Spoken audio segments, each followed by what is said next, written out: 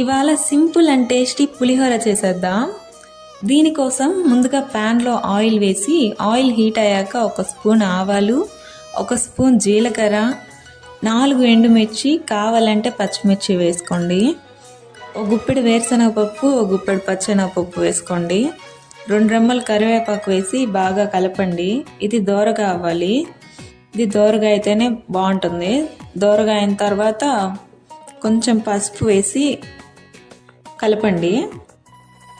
తర్వాత మనం ముందుగా ఉడకబెట్టుకున్న రైస్ వేయండి. గుర్తుంచుకోండి, మనం రైస్లోనే సాల్ట్ వేసుకుంటాం. ఇదంతా బాగా మిక్స్ అయ్యేలా చూసుకోండి. రైస్ మొత్తం బాగా మిక్స్ అయితేనే పులిహోరకి టేస్ట్. ఇప్పుడు మనం ముందుగా పిండి పెట్టుకున్న నిమ్మరసం వేసుకొని బాగా మిక్స్ చేసుకొని కాసేపు ఉండిచ్చి స్టవ్ కట్టేయండి. అంతే, వేడి వేడి pulihora ready. Do subscribe to Agnyaathavaasi.